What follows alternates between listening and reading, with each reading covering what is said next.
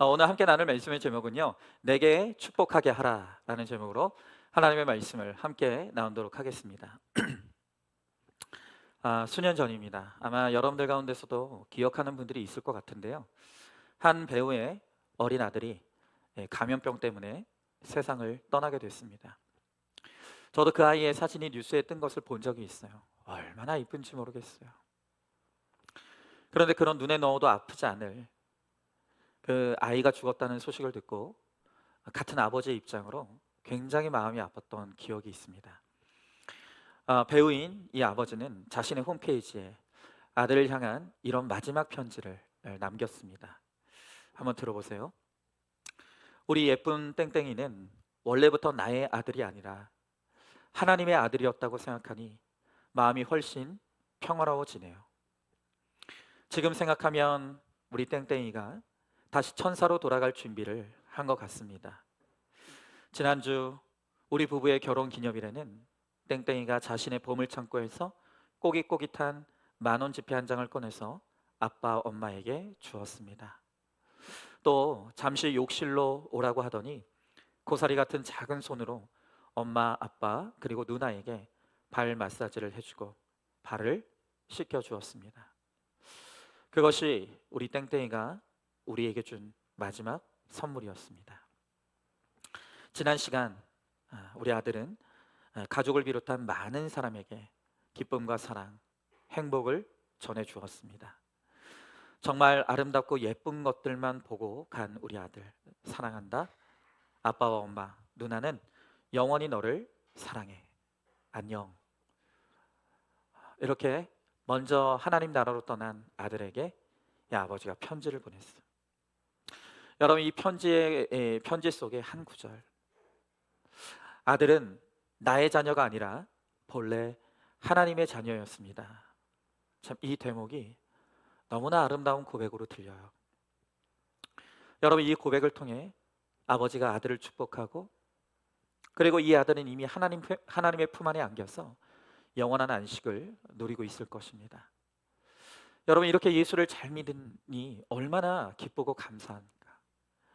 여러분, 우리 부모들은 자녀에게 축복하길 원합니다. 그리고 우리 자녀들이 부모가 빌어주는 축복을 받아 누리길 원하죠. 자, 그런데 오늘 우리가 묵상하게 되는 이 본문을 살펴보니까 이 아버지 이삭이 맏아들인 에서를 너무나 사랑했습니다. 그래서 이 아들을 축복하길 원했어요. 하지만 끝내 이 맏아들 에서는 아버지의 축복을 받지 못하는 거예요. 여러분, 이삭이 얼마나 좋은 신앙의 가문의 출신입니까? 아브라함의 아들입니다. 거기다 거부가 되었어요. 아들도 둘이나 낳았어요. 남부러울 것이 없는 가정이에요. 게다가 이 이삭은 아버지의 신앙을 물려받아서 하나님에 대해서도 잘 알고 있었습니다. 그런데 그는 자기 뜻대로 아들 에서를 축복하지 못하는 거예요. 심지어 이 아들 에서의 가정은 거룩과도 행복과도 거리가 멀어 보여요. 여러분, 우리가 부모라고 자녀를 마음대로 축복할 수 있는 게 아니에요. 여러분, 우리가 말로 축복한다고 해서 정말 그 축복이 이루어지는 것도 아니죠. 여러분, 우리 자녀들을 우리가 축복하려면 먼저 부모가 믿음으로 잘 살아야 돼요. 우리가 하나님의 뜻을 거역하며 사는데 어떻게 자녀를 축복할 수가 있겠습니까? 축복한들 어떻게 그 축복이 이루어질 수가 있겠습니까? 여러분, 지난 26장에서 이삭은 올라감의 축복을 받았죠. 세상을 설득하여 아비멜렉 왕으로부터 너는 여호와께 복을 받은 자라 라고 하는 칭찬을 듣기도 했습니다. 그의 믿음이 성장하고 상승하는 것 같았어요. 그런데 오늘 본문을 보면 이삭의 믿음이 다시 추락해요. 여러분, 우리는 정말 믿음이 좋기를 원합니다. 정말 신앙생활 잘해보기를 원해요. 그런데 우리는 자꾸 오락가락하는 거예요. 여러분, 이처럼 하나님께서 우리네 인생을 엎치락 뒤치락 하시고 올리셨다가도 낮추시고 세우셨다가도 넘어지게 하는 것은 우리로 하여금 나를 믿지 말고 하나님만 믿고 하나님만 섬기라고 오늘 우리 인생을 예측할 수 없는 길과 방향으로 인도해 가시는 것이죠. 여러분, 그러므로 별 인생 없습니다. 너무 우러러볼 필요도 없고 너무 비하하지도 마십시오. 여러분, 우리가 어떤 환경에 처해 있더라도 하나님을 찾으면 바로 그 인생이 최고의 인생이 될 수가 있는 것입니다. 자, 그러면 오늘 우리가 이 말씀을 통해서 왜 이삭은 무엇을 잘못했기에 그의 아들들을 축복하지 못했을까? 그의 아들 에서가 왜 축복받지 못했을까? 오늘 본문을 통해서 우리가 그것을 함께 묵상해 보도록 하겠습니다. 자, 먼저 첫 번째로 이삭이 에서를 불신 결혼시켰기 때문에 아들이 축복을 받지 못합니다. 자, 오늘 본문의 34절 35절의 말씀에 보니까 에서가 40세 헷족속 부에리의 딸 유딧과 헷족속 엘론의 딸 바스맛을 아내로 맞이하였더니 그들이 이삭과 리브가의 마음에 근심이 되었더라 그랬습니다. 자, 이미 에서는 자신에게 주어진 장자권을 하찮게 여겨 동생에게 팔았어. 그리고 그 이후부터는 점점 믿음에서 멀어지고 바깥으로 도는 거예요. 그리고 마침내 이 에서가 결혼을 했는데 약속의 가문과는 아무 상관이 없는 이방 여인, 또 부패한 가나안의 딸과 결혼하는 거예요. 여러분, 심지어 오늘 말씀해 보니까 에서가 한 명하고 결혼하지 않았어요. 두 명하고 결혼했다는 거예요. 그런데 이 에서가 결혼한 여인들의 이름을 보니까 유딧, 이 이름의 뜻은 칭찬하다.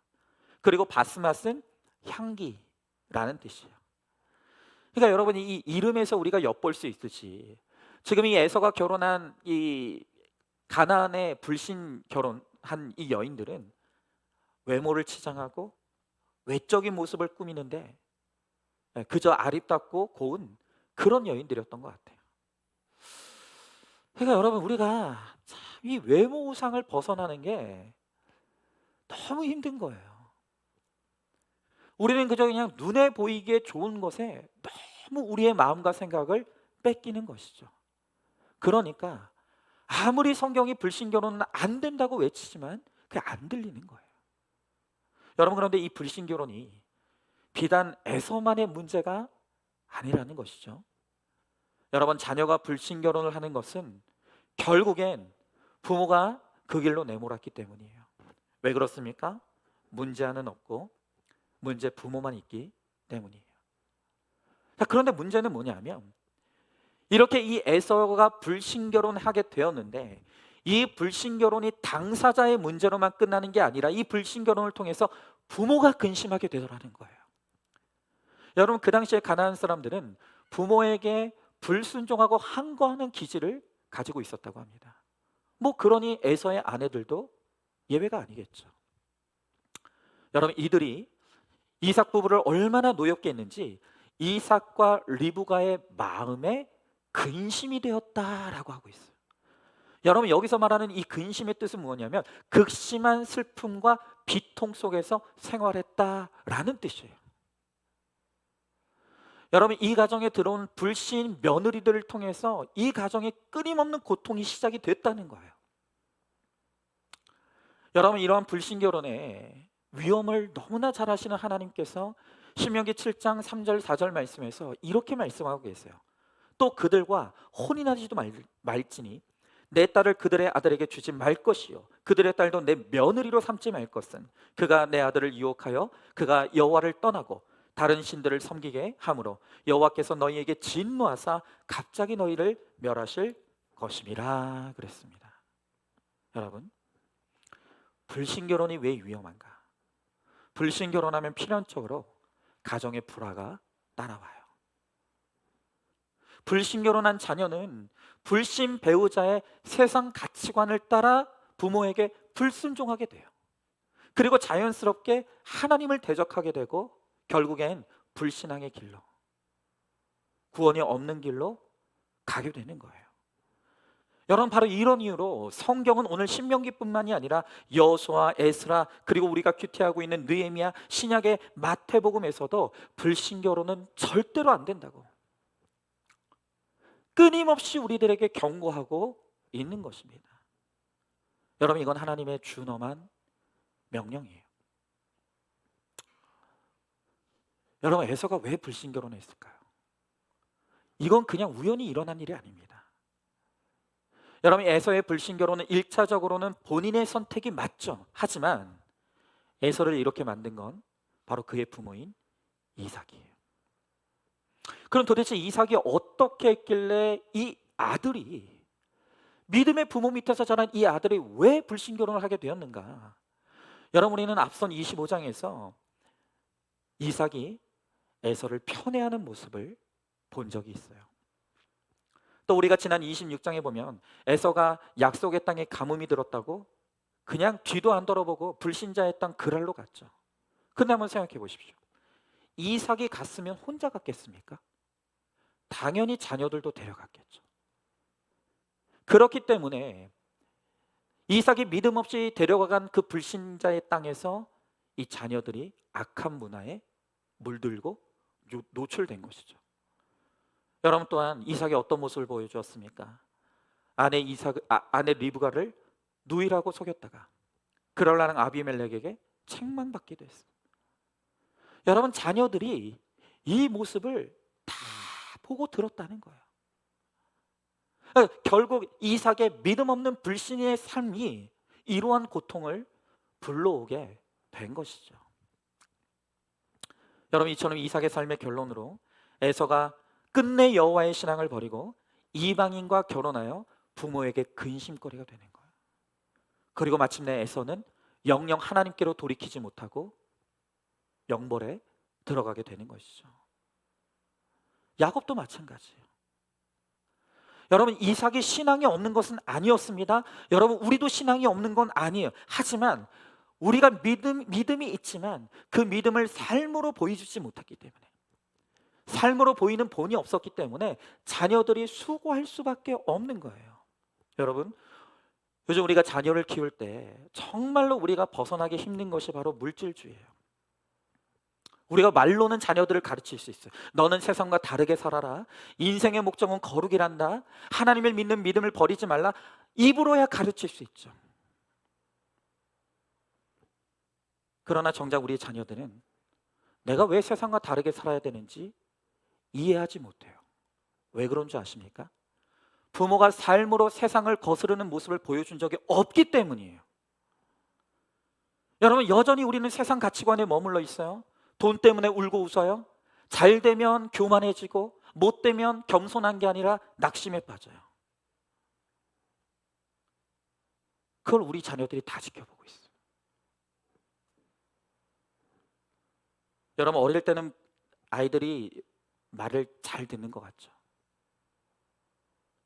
아마 여러분들한테 한번 여쭤볼게요.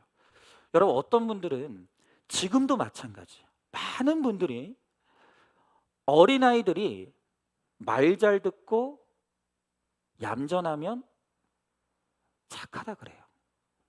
자, 그런데 한번 여러분들에게 한번 여쭤볼게요. 어린아이들이 부모 말을 잘 듣고 얌전한 게 정상이에요? 비정상이에요? 모르시겠어요? 비정상이죠. 여러분, 아이들은요, 부모 말 안 듣는 것을 사명으로 여기고 이 땅에 태어난 존재들이에요. 그러니까 아이들은요, 까부는 게 맞아요. 부모들은 부모님 말을 안 듣는 게 건강한 거라고요. 그런데 그런 철없이 마음껏 뛰어놀고 부모 말에 순종하지 않고 까불고 하는 게 정상인 아이들이 부모 말을 잘 듣는다? 얌전하다? 여러분, 그게 벌써 부모에게 눌리는 거예요. 억눌려 있는 거라고요. 그런데 우리는 그걸 착하다 그래요. 여러분, 그러니까 힘이 없을 때는 부모에게 눌려 살다가 부모의 모순된 신앙생활을 보면서 그렇게 억눌려 있다가 결국엔 힘이 생기고 자라면 폭발하는 거죠. 나는 부모의 예수를 믿지 않는다고. 여러분, 부모의 믿음과 삶이 하나가 되지 못하면 자녀들은 반드시 신앙생활의 회의를 느끼게 되어 있습니다. 여러분, 특별히 이제 수련회가 다가오고 있어요. 주일에 예배를 드려야 되고 수련회가 되면 마땅히 자녀들을 보내야 되는데 뭐 아무 고민 없이 주일날에도 여행 다니는 거예요.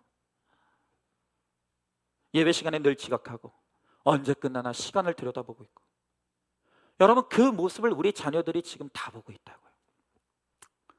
여러분, 또 어떤 부모는 오늘 아까 기도해 주신 집사님께서도 말씀하셨지만 목회자의 실수나 불합리한 행정을 빌미점에서 습관적으로 교회를 비난해요. 목회자를 비난해요. 좋아요. 여러분, 목회자도 흠이 많고 티가 많은데 어떻게 여러분들이 보기에 다 좋을 수 있겠습니까? 근데 여러분, 정말 부탁드리는데, 그래요, 목회자 비난할 수 있습니다. 적어도 자녀들 앞에서는 하시면 안 돼요. 자녀들 앞에서는 절대로 그러시면 안 되는 거예요. 그거 우리 자녀들의 영혼에 독을 먹이는 거라고요. 그런데 그것도 모르고 자기 의에 빠져서 자녀들 앞에서 아무렇지도 않게 목회자 욕을 하는 거예요. 여러분, 그런 목회자의 욕을 듣고 자란 우리 자녀들이 목회자를 바라볼 때 어떤 마음이 들겠습니까? 자녀들의 영혼을 죽이는 거죠. 울며 겨자 먹기로 헌금하고 11조를 내면서 물질을, 하나님께 드리는 물질에 벌벌 떠는 모습을 우리 자녀들이 보는 거예요.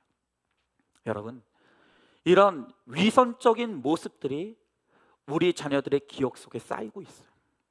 우리 자녀들의 마음 속에 쌓이고 있는 거예요. 그리고 마침내 그것이 쌓이다가 어느 날 폭발하면 교회를 떠나는 거죠. 아까도 말씀드렸습니다. 어릴 때는요, 자녀들이 부모님이 무서우니까 말을 잘 들어요.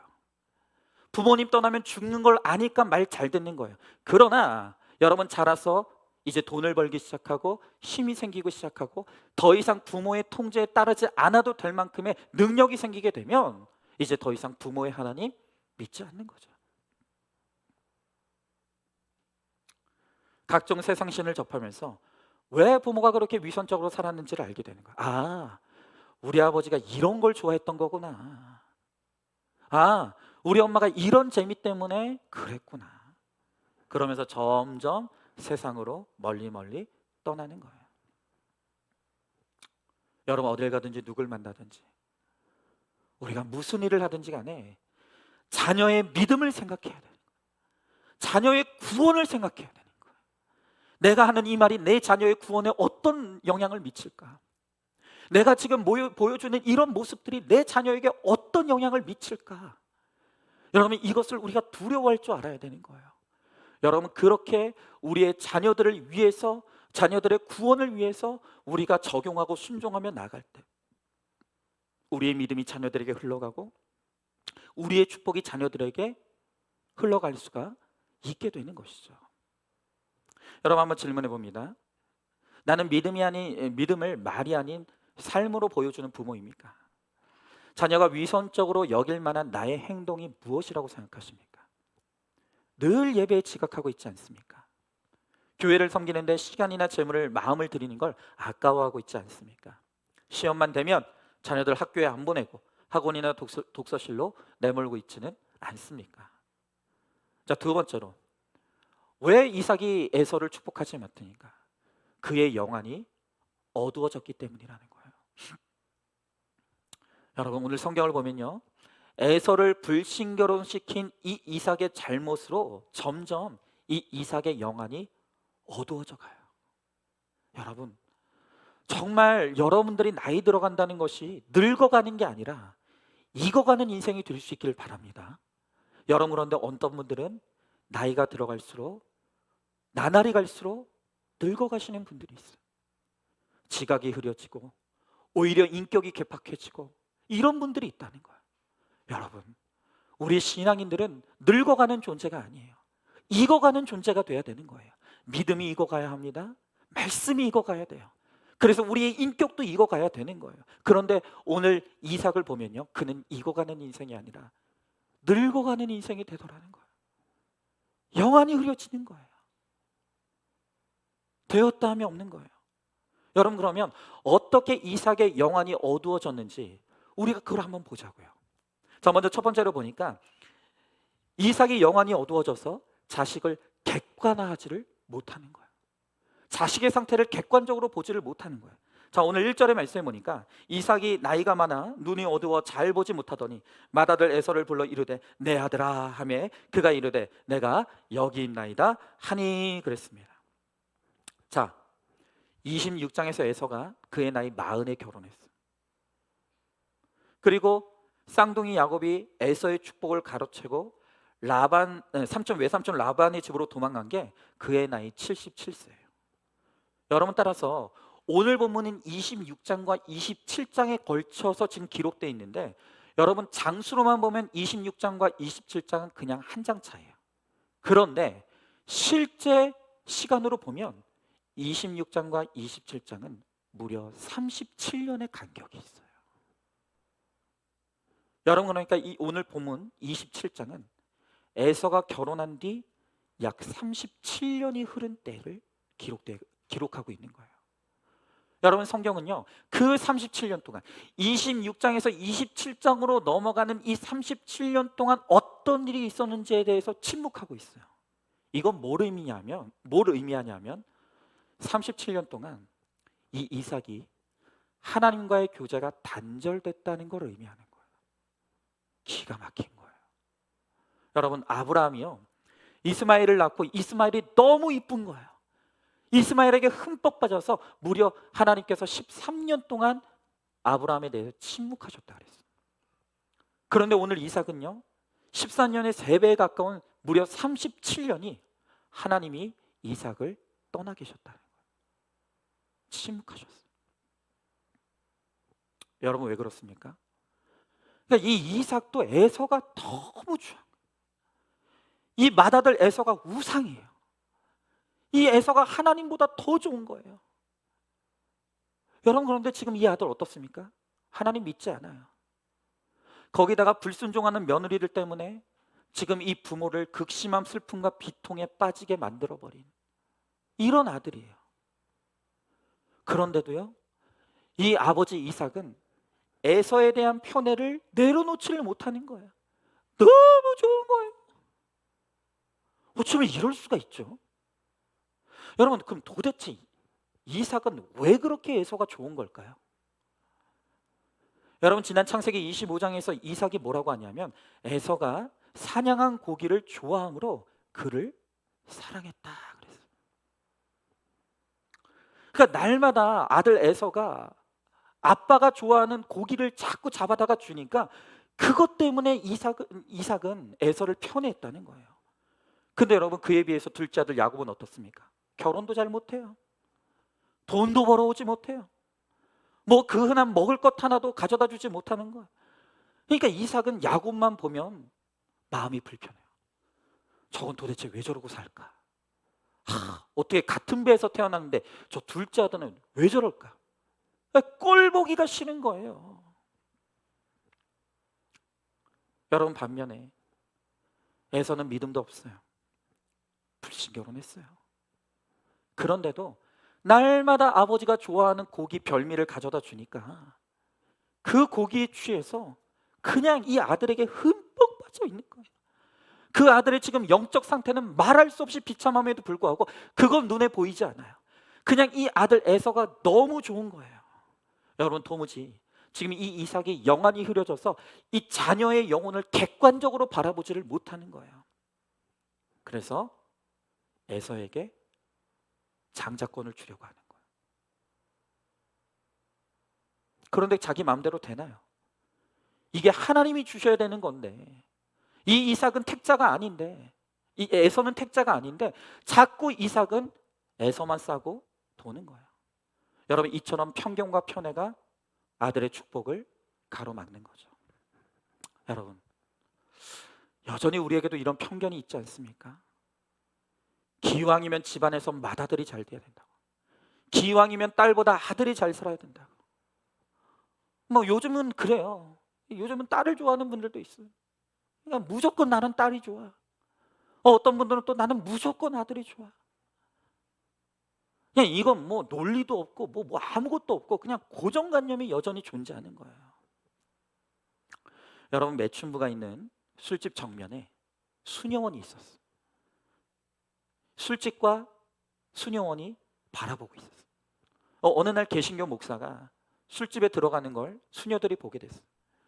그러니까 막 비난을 쏟아붓는 거예요. 아이고, 저 목사 경건한 척하더니 뒤에서 호박씨 깎구만.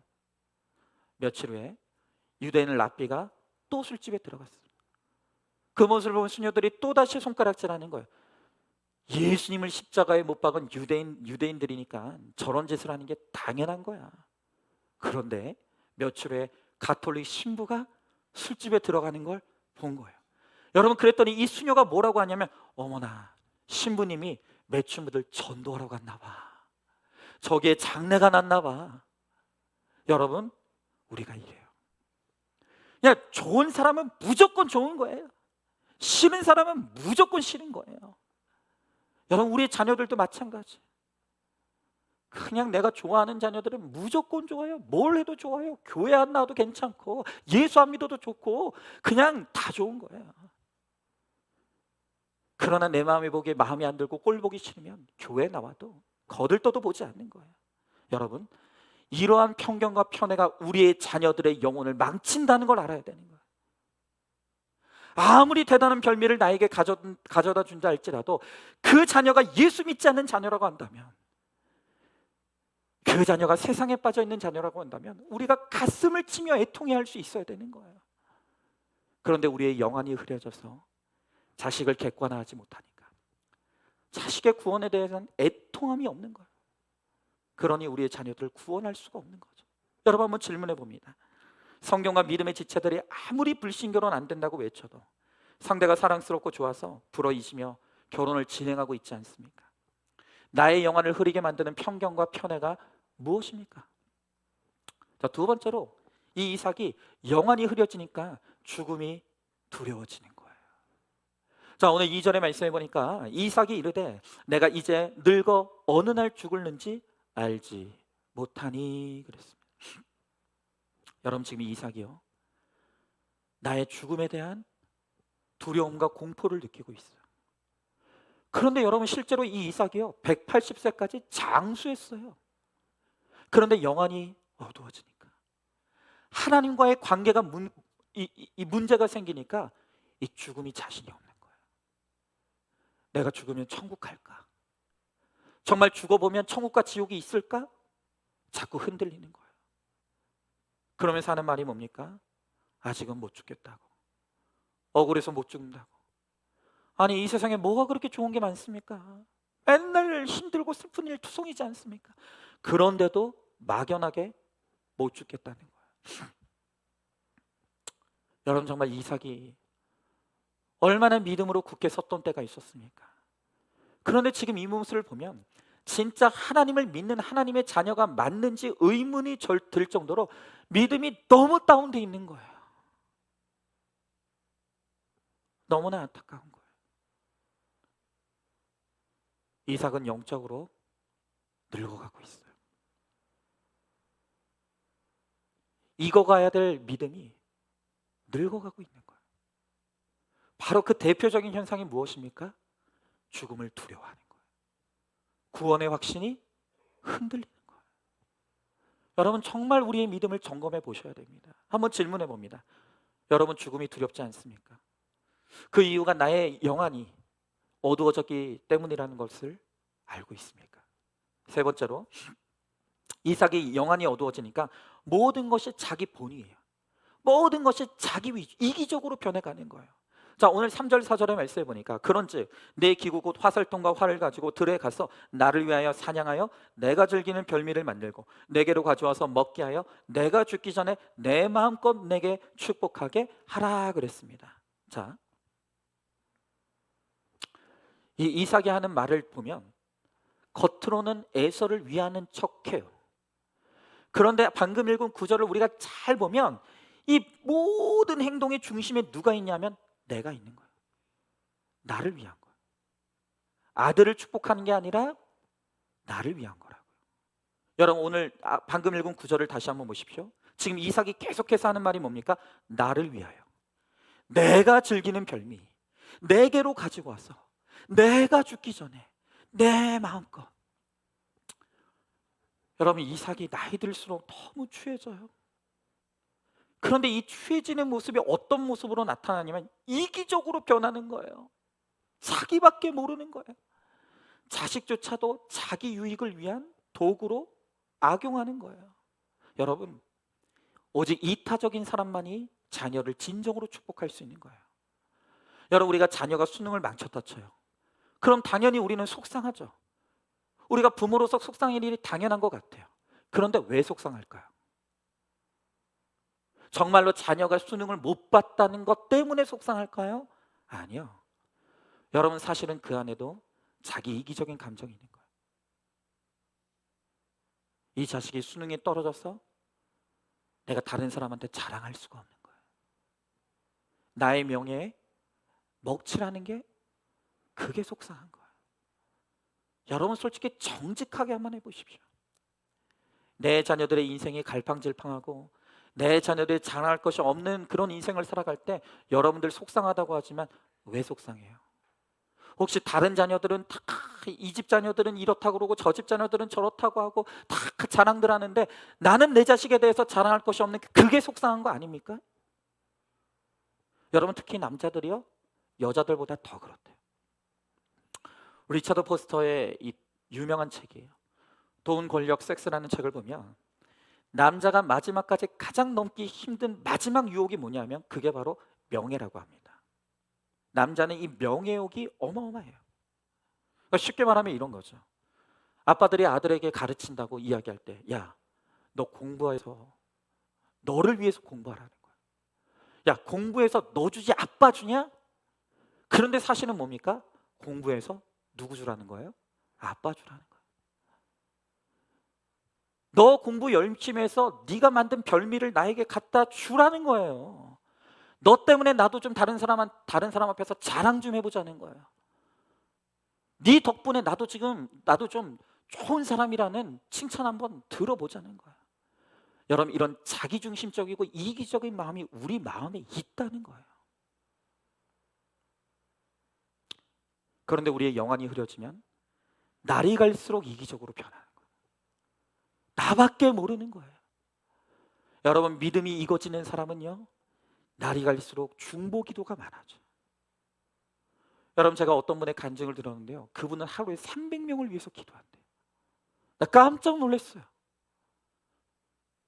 어떤 장로님 간증을 듣는데 이분은 젊었을 때부터 지금까지, 지금 그분 나이가 거의 80이 가까이 가는데 매일마다 300명의 이름을 적어놓고 그 300명을 위해서 중보기도하고 있다.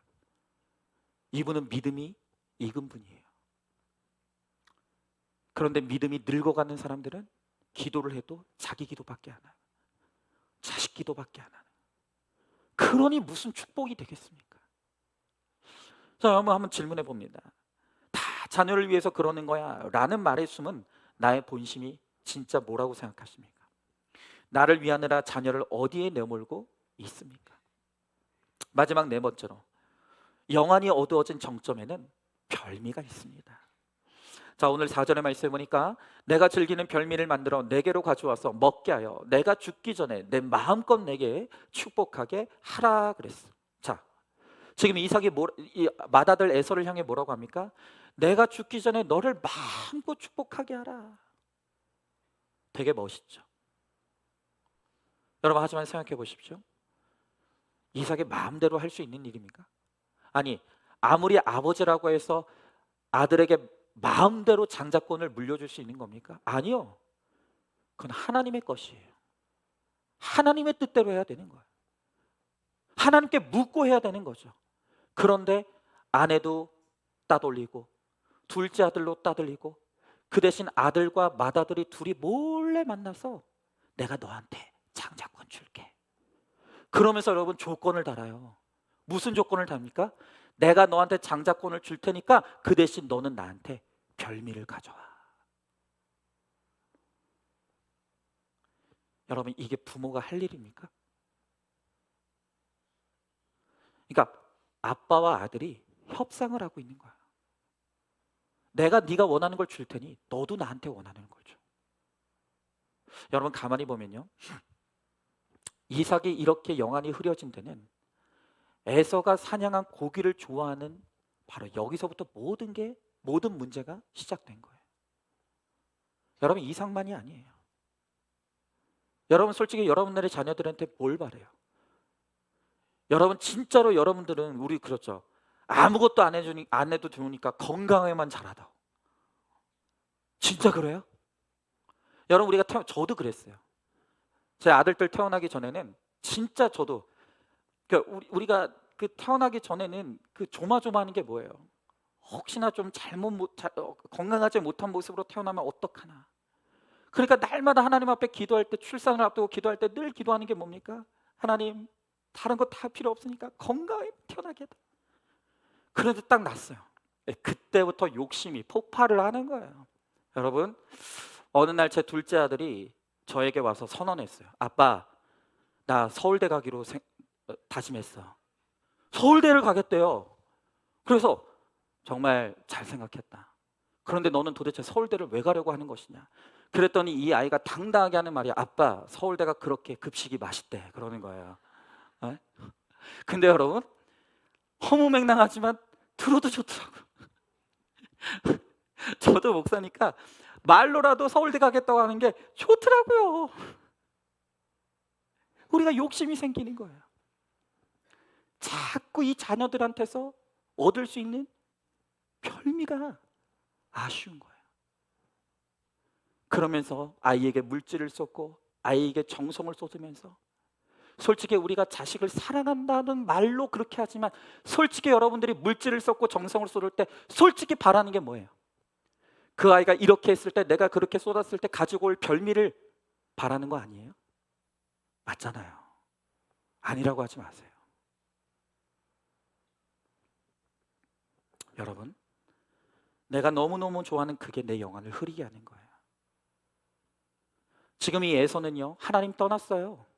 하나님 안 믿는 자녀라고요. 거기다가 불신경으로 더 하나님을 멀리 떠났어요. 그럼에도 불구하고 이 에서가 자꾸 별미를 가져다 주니까 이 아버지의 체면을 살려주고 이 아버지에게 용돈을 주고 이 아버지에게 기쁨을 주니까 다 필요 없는 거예요. 구원? 다 필요 없는 거예요. 그냥 무조건 나는 에서가 좋은 거예요. 여러분, 그러니 영안이 흐려진 이 이삭 때문에 아들 에서는 결국 지옥에 떨어지고 마는 거예요. 여러분, 이삭 같은 사람도 환경을 벗어나지 못하는데 우리라고 다르겠습니까? 우리도 자꾸 조건부 축복을 자녀들에게 제시해 주는 거예요. 내가 너에게 이렇게 사랑해 줄 테니까, 내가 너한테 이렇게 투자할 테니까 너는 성적의 별미를 가져와. 너는 좋은 직장의 별미를 가져와. 너는 내가 다른 사람들 앞에서 너를 자랑할 수 있는 그럴 만한 업적을 가지고 오라는 거예요. 별미를 가지고 오라는 거예요. 제가 우리 아들한테 그랬어요. 야, 아빠는 서울대 그런 거 바라지 않아. 서울대는 너무 어려워. 그러니까 서울대 뭐 가는 건 좋은데 안 된다고 낙심하지 말고 서울대만 대학이냐? 연고대도 있으니까 거기 가면 돼. 내가 그렇게 말씀했어요. 저도 욕심이 있는 거죠. 여러분, 자녀라고 왜 부모에게 주고 싶지 않겠어요? 부모가 원하는 좋은 성적? 부모가 원하는 좋은 성품? 부모가 원하는 좋은 직장? 여러분, 우리 자녀들도 부모 웃게 해주고 싶어요. 우리 자녀들도 부모에게 칭찬받고 싶어요. 안 되는데 어떡해? 여러분, 똑똑한 자녀, 내 마음에 드는 자녀가 아니라 천국은 하나님 믿는 자녀가 가는 거예요. 하나님을 믿어야 천국 갈 수 있는 거예요. 그런데 구원은 관심 없어요. 그거는 지금 내 관심이 아니에요. 그저 이 아들 하나 잘 키워봐서 이 자녀를 통해서 내가 얻을 수 있는 별미, 그거면 족하다는 거예요. 여러분, 그러니 나도 내 자녀도 누구도 축복받을 수 없는 거예요. 여러분, 그렇죠? 여러분, 솔직히 지금 여러분들 가운데 자녀들의 구원을 위해서 애통해하며 눈물을 흘리고 기도하는 분들이 몇이나 있겠어요? 그저 내 자식 이 땅에서 잘 되게 해주세요. 형통하게 해주세요. 평안하게 해주세요. 아무 일 없게 해주세요. 그런데 여러분, 그렇게 좋은 환경에서 살면요, 내가 허벅지를 꼬집어도 하나님 믿기가 어려워요. 여러분, 평안한 환경에서 하나님 믿는 게 얼마나 어려운지를 우리들에게 보여주는 한 나눔을 소개해 드릴게요. 여러분, 우리들 교회가 아까 간증도 지금 참 놀라워요. 이 복음이 얼마나 듣기 힘든 복음입니까? 근데 우리들 교회는 계속 확장되고 있어요. 그래서 지금 대구에도 지교회가 세워졌고 조금 있으면 전라도, 광주에도 지교회가 세워져요. 근데 그것뿐만이 아니라 세계 각지에서 지금 온라인으로 우리들 교회 예배를 함께 드리고 있는 성도들이 너무 많다. 그런데 이 나눔은 캐나다에서 온라인으로 우리들 교회 예배를 드리는 한 성도님이에요. 이분이 어떤 나눔을 올렸는지 한번 들어보시기 바라요. 제가 사는 윌리엄스 레이크는 캐나다의 소도시입니다. 작지만 얼마나 평화로운지 지난 7개월 동안 자동차의 경적 소리를 한 번도 들어본 적이 없습니다. 모두가 질서를 너무나 잘 지킵니다. 심지어 마트 안에서 카트를 이동할 때도 서로 양보하고 오가며 눈으로 손으로 친절하게 인사를 합니다. 이런 특징은 자녀들 학교 생활에서도 나타납니다. 학교는 경쟁보다 함께를 강조하고 그러면서도 학생들이 자신의 몫을 잘 담당하도록 교육합니다. 그런데 이처럼 너무나 좋은 환경에서 살다 보니까 자녀들이 하나님을 찾지 않습니다. 하나님을 부르짖지도 의지하지도 않고 성경 말씀대로 살려고 하는 몸부림조차도 찾아볼 수가 없습니다. 한국에서는 일상과도 같았던 신앙생활을 여기서는 고난으로 여깁니다. 한국에서는 그렇게 열심히 하던 큐티를 이곳에서는 괴로움으로 느끼고 있습니다. 영어의 바다, 선진 문화의 바다에 빠져 있는 자녀들에게 주님의 음성을 들려주는 것이 정말 쉽지 않습니다. 아이들이 고난이 축복이라는 영적인 언어를 이해하기까지 얼마나 오래 걸릴까 생각하면 참 암담합니다. 사회가 경쟁 분위기가 아니라서 악이 덜 드러날 뿐이지 이곳도 다른 곳과 마찬가지로 악과 음란이 관영한 도시 아니겠습니까? 저부터 말씀의 울타리를 갑갑해 하지 않으며 자녀들에게 본을 보여야겠습니다. 여러분, 별 인생 없어요. 내가 이 캐나다 성도님의 이 나눔글을 보고 제가 되게 공감이 갔던 게 지금 저희 큰형님이 캐나다에서 지금 거의 10년째 이제 영주권까지 받아서 생활하고 있지 않습니까? 진짜 너무 좋대요. 심심할 정도로 너무 평안하대요. 그래서 자꾸 형님이 저희 큰형님 박희성 목사님이 자꾸 이야기하는 게 우리 아이들 보내라는 거예요. 아니 자기들도 못 살면서 자꾸 보내라는 거예요. 근데 여러분, 저 절대 안 보냅니다. 절대로 안 보냅니다. 아니 제품에 끼고서 지금 이 아이들에게 말씀을 넣어줘도 제대로 말씀이 안 들어가는데 이 아이들이 제품을 떠나서 자기들끼리 사는데 신앙교육이 되겠어요? 그거 이 아이들 구원 망치는 거예요. 여러분, 저는요 이 아이들이 다 자라서 자기 스스로 신앙 자립할 수 있는 상태가 되고 자기가 느껴서 공부하고 싶다고 사명 때문에 간다고 하면 자기 돈으로 간다고 하면 말리겠습니까? 그때는 보내줄 의향이 있지만 여러분, 제 품 안에 있는 한 절대로 제 아이들은 어디로 보내지 않아요. 절대로. 왜요? 저는 이 아이들의 구원이 중요하기 때문에. 나는 이 아이들 영혼이 지옥에 떨어지는 거 절대로 볼 수 없기 때문에 이 아이들 끝까지 제가 품고 있을 거예요. 신앙의 자립이 이루어질 때까지. 여러분, 그러니 환경을 두고 좋다 나쁘다 제발 그런 거 불평하지 마세요. 내 자식 유학 보내지 못했다고, 내 자녀에게 최고의 환경 제공해 주지 못했다고 그런 것 때문에 속상해하지 마시라고요. 여러분, 이렇게 좋은 나라, 이렇게 좋은 환경이 있지만 고난이 없기 때문에 말씀이 안 들린대요. 큐티를 괴로워한대요. 이게 좋은 겁니까? 여러분, 제발 영안이 좀 띄시길 바래요. 영안이 열리길 바랍니다. 우리 자녀들의 영혼을 좀 볼 수 있게 되기를 원합니다. 여러분, 최고의 부모는 좋은 환경을 주는 부모가 아니라 회개하는 부모예요. 뇌절을 보고 회개하는 부모가 자녀를 진정으로 축복할 수 있는 거예요. 믿음이 늙어가는 부모, 절대로 자녀를 구원할 수 없어요. 믿음이 익어가는 부모라요. 나날이 갈수록 말씀이 익어가고, 나날이 갈수록 기도가 익어가고, 나날이 갈수록 나의 신앙의 고백과 회개가 익어가는 사람이 바로 내 자녀를 축복할 수 있는 사람인 거예요. 여러분, 오늘 왜 이 이삭이 신앙이 하강하는 모습을, 신앙이 추락하는 모습을 왜 우리들에게 보여주시겠습니까?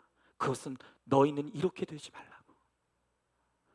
너희는 절대 이삭과 같은 인생이 되지 말라고.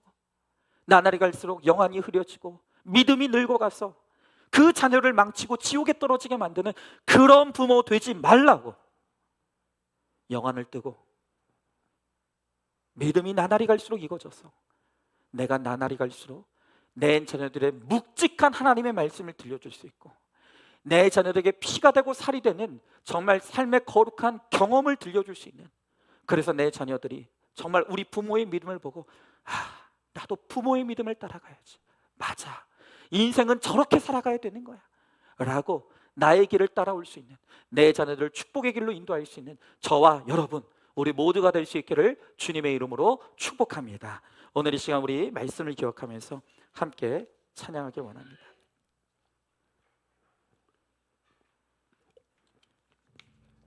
여러분, 정말 우리가 이삭을 보면서 정말 인간은 되었담이 없다는 것을 깨달아요. 그렇게 믿음이 좋았던 이삭, 불신자에게도 너는 여호와의 사람이야, 여호와의 복을 받은 사람이야 라는 인정과 칭찬을 받았던 이삭이 자식 문제에 있어서는 한없이 추락하는 거예요. 믿음에 힘이 없는 거예요. 여러분, 우리가 이삭의 모습을 보면서 정말 우리는 할 수 없다는 것을 고백해야 되는 거예요. 여러분, 특별히 우리가 자녀 문제에 대해서 정말 자녀는 우리의 마음대로 할 수 없는 존재. 여러분, 그렇기 때문에 내가 할 수 없음을 인정하며 오늘도 내 안에서 말할 수 없는 탄식으로 나를 위해 간구하시고 나의 믿음을 도우시는, 우리가 우리의 성령 하나님을 의지하지 않으면 안 되는 거예요. 여러분, 오늘 이삭은 나날이 갈수록 믿음이 늙어갔다 그랬어요. 영안이 흐려졌다 그랬어요. 자식이 객관화가 안 되는 거예요. 그래서 자식을 망치게 되는 거예요. 여러분, 오늘 우리가 이 길을 가지 않으려면 정말 우리 안에서 우리의 연약함을 도우시는 성령님을 의지해야 돼요. 성령님께 순종하며 따라가야 돼요. 하나님, 우리의 믿음이 늙어가는 믿음이 아니라 익어가는 믿음이 되게 하여 주시옵소서. 정말로 우리가 우리의 자녀들을 진정으로 축복할 수 있는 영원히 밝은 인생이 되게 하시고, 우리의 자녀들에게 한 줄의 말씀을 유언처럼 물려줄 수 있는 하나님, 정말 거룩한 부모가 되게 하셔서 우리 자녀들을 구원의 길로, 축복의 길로 인도할 수 있도록 성령님, 우리를 도와달라. 오늘 이 시간 이 찬양 우리 같이 찬양하고 우리 함께 기도하도록 하겠습니다.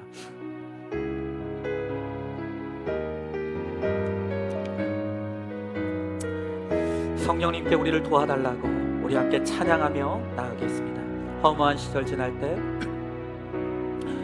허무한 시절 지날 때, 깊은 한숨 내쉴 때, 그런 풍경 보시며 탄식하는 분이 있네.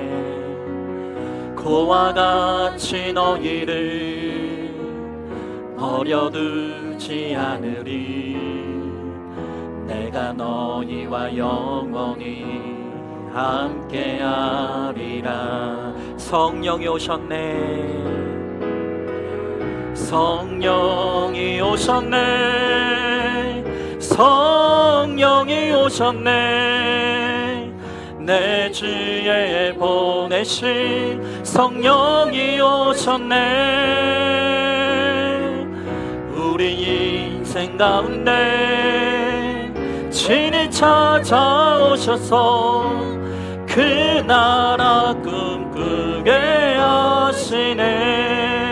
한 번 더 찬양합니다. 허무한 시절, 허무한 시절 지날 때, 깊은 한숨 내쉴 때, 그런 풍경 보시며 탄식하는 분이 있네. 고와 같이 너희를 버려두지 않으리. 내가 너희와 영원히 함께하. 우리 2절 찬양합니다. 억눌린 자 갇힌 자, 억눌린 자 갇힌 자, 자유함이 없는 자, 피난처가 되시는 성령님 계시네. 주의 영이 계신 곳에 주의 영이 계신 곳에 잠자유가 있다네. 진리의 영이신 성령이 오셨네. 성령이 오셨네. 성령이 오셨네. 성령이 오셨네. 내 주에 보내신 성령이 오셨네. 우리 인생 가운데 친히 찾아오셔서 그 나라 꿈꾸게 하시네. 성령이 오셨네. 성령이 오셨네. 성령이 오셨네. 내 주에 보내신 성령이 오셨네. 우리 인생 가운데 친히 찾아오셔서 그 나라 꿈꾸게 하. 우리 마지막으로 한 번 더 찬양합니다. 성령이 오셨네. 성령이 오셨네. 성령이 오셨네. 내 주에 보내신 성령이 오셨네. 우리 인생 가운데 친히 찾아오셔서 그 나라 꿈꾸게 하시네. 아멘. 여러분, 우리는 연약합니다. 우리는 아무것도 할 수 없습니다. 특별히 우리 자녀들의 문제에 대해서 정말로 우리가 할 수 있는 게 없습니다. 자녀 문제 앞에서만 서면 분별이 안 됩니다. 믿음이 실종되고 맙니다. 우리가 그렇게 연약한 자들입니다. 그렇기 때문에 오늘도 우리 안에서 말할 수 없는 탄식으로 우리를 위해서 간구하시는 성령 하나님이 우리를 돕기를 원하신다고 말씀하십니다. 내가 할 수 없음을 인정하면 우리 성령님께 의지하기를 원합니다. 성령 하나님의 도우심을 구하기를 원합니다. 우리의 믿음이 늙어지지 않고 익어가기를 원합니다. 우리의 영혼이 흐려지지 아니하고 우리의 영혼이 밝아지길 원합니다. 그래서 우리의 자녀들의 상태를 영적으로 객관할 수 있게 하여 주십시오. 우리의 자녀들이 하나님을 떠나 있는 그 모습을 보며 애통해할 수 있게 하여 주십시오. 우리의 자녀들을 위하여 기도할 수 있는 부모, 우리의 자녀들에게 말씀을 외칠 수 있는 부모, 우리의 자녀들을 영적으로 이끌어줄 수 있는 하나님, 그런 부모가 되게 하여 주시옵소서. 그래서 하나님 아버지, 우리의 자녀들을 축복할 수 있게 하여 주십시오. 우리의 자녀들을 구원의 길로 인도하게 하여 주십시오. 정말 우리의 자녀들이 나보다 더 하나님의 복을 받는 하나님 축복의 자녀들이 될 수 있도록 하나님, 우리의 믿음을 세워달라고 오늘 이 시간 말씀을 기억하며 우리 함께 기도하며 나가겠습니다. 기도하겠습니다. 사랑과 은혜가 충만하신 하나님 아버지, 주님에게 한 사랑과 은혜를 감사드립니다. 주여, 나의 하나님 아버지, 정말 하나님 아버지, 우리가 너무나 믿음이 없습니다. 아버지, 특별히 자녀 문제 앞에만 서면 아버지, 우리의 믿음이 실종됩니다. 우리의 믿음이 하나님 무너집니다. 하나님, 우리에게 분별력이 없어집니다. 주여, 나의 하나님 아버지, 우리의 힘으로는 우리의 자녀들을 결코 축복할 수가 없습니다. 우리의 자녀를 영적으로 이끌어갈 수가 없습니다. 주여 하나님 아버지, 부족한 우리를 불쌍히 여겨 주시옵소서. 우리 안에서 말할 수 없는 탄식으로 오늘도 우리를 위해 친히 간구하시는 그 성령 하나님을 의지하게 하여 주시옵시고, 성령님의 도우심을 간구하게 하여 주시옵시고, 성령 하나님의 개입하심을 간절히 소망하며 나아가오니 주여 하나님 아버지, 우리 가운데 함께 하여 주시옵소서. 그러므로 말미암아 정말 하나님 아버지, 우리의 영혼이 흐려지지 않게 하여 주시옵시고, 우리가 영적으로 익어가게 하여 주시옵시고, 아버지 하나님, 우리의 자녀들에게 정말 하나님의 이름으로 축복할 수 있는 주의 복된 자녀들 될 수 있도록 주여 함께하여 주시옵소서. 믿습니다. 하나님, 우리가 너무나 연약합니다. 우리가 힘이 없습니다. 특별히 우리의 자녀의 문제 앞에서만 서면 우리가 분별력이 흐려지고 믿음이 실종되고, 우리가 정말 하나님의 뜻을 분별하지 못하는, 우리가 너무나 연약한 부모일 수밖에 없음을 지금 이 시간 주님 앞에 온전히 회개하며 고백합니다. 하나님, 이삭이 그토록 믿음이 좋았던 하나님의 사람인데 이 자녀 문제 앞에서 영안이 흐려지고 말았습니다. 그의 믿음이 늙어지고 말았습니다. 그래서 결국 그의 자녀를 온전히 축복하지 못하고 오히려 그 자녀의 영혼을 망쳐버리고 마는 모습을 봅니다.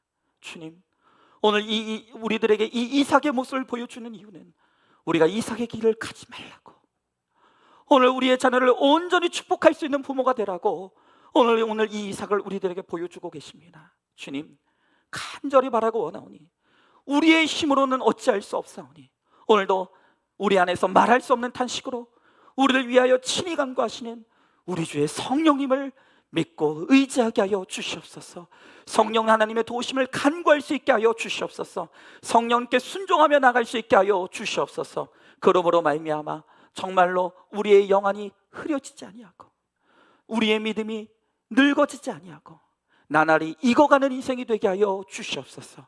그래서 우리의 자녀들에게 보여줄 것이 있는 믿음의 사람이 되게 하시고, 또한 우리의 자녀들을 정말 영적으로 축복할 수 있고 우리의 자녀들을 구원의 길로 인도할 수 있는 하나님 굳건한 믿음의 사람으로 설 수 있도록 우리 가운데 함께하여 주시옵소서. 오늘도 말씀에 의지하여 정말로 주님께 나아가는 사랑하는 모든 성도들 가운데 함께하여 주실 줄 믿사오며 사랑이 많으신 우리 예수님 이름 받들어 기도 드리옵나이다. 아멘. 이제는 우리 주 예수 그리스도의 은혜와 하나님의 사랑과 성령의 교통하심이, 성령 하나님의 도우심과 은혜로 말미암아 우리가 나날이 믿음이 익어져 가고 우리의 영안이 밝아져 우리의 자녀들을 객관하며 우리 자녀들을 위해 기도하며 우리의 자녀들에게 말씀을 외치는 부모가 되므로 우리의 자녀들을 진정으로 축복하는 부모가 되기를 소망하는 사랑하는 모든 성도들 머리 위에 이제로부터 영원토록 함께 계실지어다. 아멘.